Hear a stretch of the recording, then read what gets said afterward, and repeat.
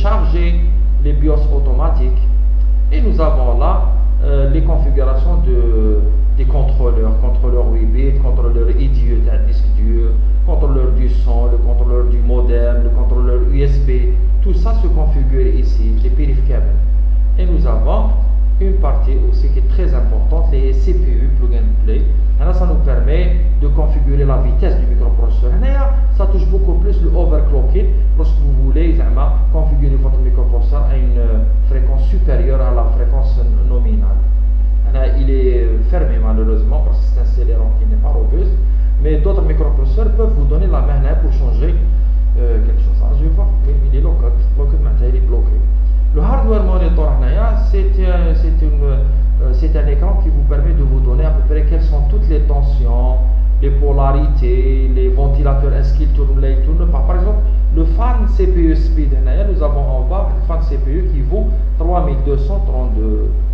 Non, ça fait là. Le fan 2200, ben c'est faible comme. Alors le ventilateur d'un microprocesseur, il n'est pas fameux, parce que généralement la meilleure vitesse c'est au-delà de 3500 tours minute. La température actuellement sur le microprocesseur vaut 20 degrés Celsius, c'est extraordinaire. Maintenant, le microprocesseur n'est même pas en train de fonctionner. La température ambiante de la carte mère c'est 27 degrés Celsius. Voilà, grosso modo, c'est un montage terminal, si vous voulez, de base, où nous avons regroupé uniquement les éléments de base, ou juste pour aller vers configurer le BIOS. Okay? Alors, je vais rajouter, à chaud, je vais rajouter le disque dur, parce que vous avez l'habitude beaucoup plus de travailler sur les disques durs. Alors, on va rajouter le disque dur, vous allez voir. Donc, je prends le disque dur, et je prends la nappe du disque dur. Et je commence à installer le disque dur. Je vais regarder la nappe. La nappe, vous avez deux parties. La nappe, vous avez deux côtés. Donc vous prenez le côté le plus éloigné. Vous insérez la nappe. Vous insérez la nappe derrière. Voilà, vous installez la nappe comme déjà d'un côté. Vous mettez votre disque dur derrière. Et vous branchez sur la carte mère l'autre bout. L'autre, c'est pas le milieu. Parce que le milieu, généralement, c'est pour installer un deuxième disque dur. Maintenant, on va mettre le bout.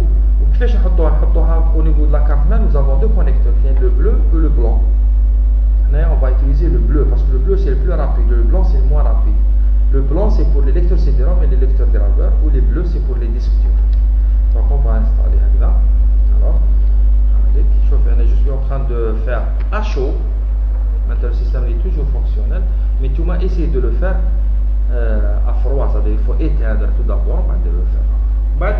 Vous ramenez l'alimentation, parce qu'un disque dur, il lui faut la branche RIA dans l'alimentation qui va lui délivrer une tension de 5 volts d'un côté et la tension de 12 volts de l'autre côté. Une pour l'électronique ou l'autre pour les moteurs. Voilà. Donc, je ramène mon disque et je branche. Je vous regardez toujours le côté rouge c'est le connecteur, il compte vers la nappe. Voilà. Hop, rapidement, j'insère rapidement à chaud et le disque commence à tourner. Voilà, il tourne. Ok. Maintenant, dès qu'il tourne mon disque, je vais aller vers le BIOS. Comme on a fait là, c'est pas la peine de redémarrer parce qu'on est déjà dans le BIOS et nous allons maintenant essayer de capter ce disque dur afin de regarder le contenu du disque dur. Ok? Alors je vais passer à la première page. La première page est standard, le standard séance. Parce que c'est là qu'on va configurer la date. Voilà, avec la date, elle est à 2009, mais je peux augmenter, je peux rajouter 2010. Voilà, et je descends, je vous primary master, je vais appuyer sur la touche F3. Il y a une touche F3 au niveau de mon clavier. Il y a une touche F3 au niveau de mon clavier. Elle me permet de capter tous les disques durs et les CD-ROM. Alors je vais appuyer, j'appuie une fois et je regarde mon BIOS. Je constate qu'il y a un user. Voilà, avec primary master user 39 999 MB, maintenant 40 GB. Voilà, le disque dur il est capté. Maintenant, une fois qu'il est capté, maintenant je peux maintenant aller vers regarder qu'est-ce qu'il contient comme Windows, comme Unix ou la Linux. Donc je vais faire maintenant échappe sur mon clavier, je vais faire échappe allez, échappe. Je vais sélectionner là save. Save, il y a une commande sur la droite. Il y a une commande sur la droite avec excite pour sortir.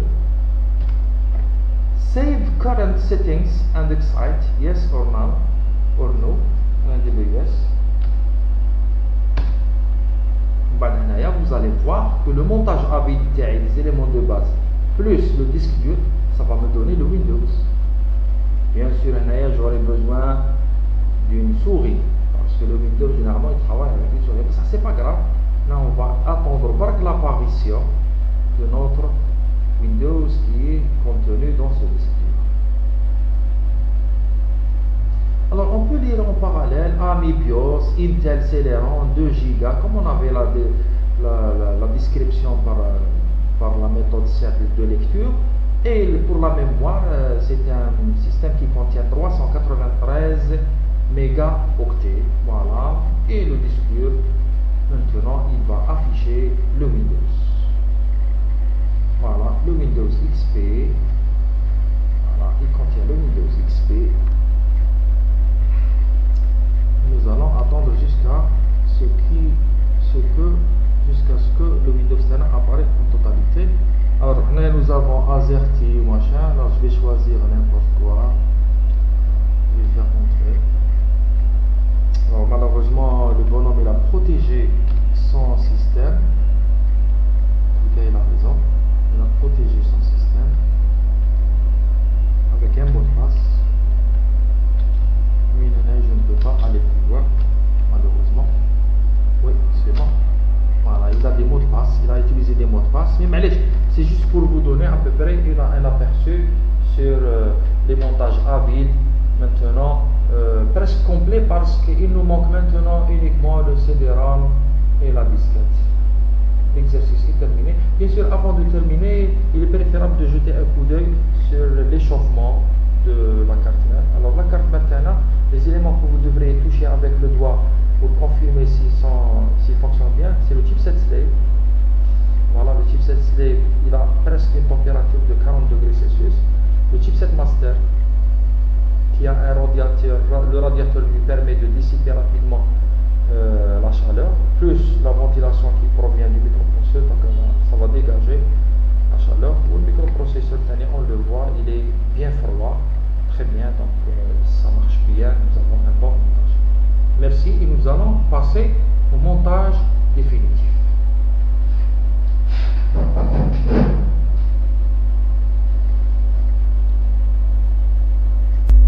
Alors maintenant, nous allons passer à la dernière pratique qui consiste à faire le montage du PC. Le montage du PC, comment arriver à mettre tous ces composants-là à l'intérieur du boîtier métallique. D'accord? Alors la première des choses à faire, c'est le côté électronique. Vous allez voir. Alors prenez votre carte mère, comme ça. Prenez votre carte mère, installez votre microprocesseur, bien fixez votre radiateur et ventilateur. Installez aussi les nappes. Regardez, comme on a installé le disque dur, on avait utilisé la nappe. Toujours utiliser la nappe de cette manière-là.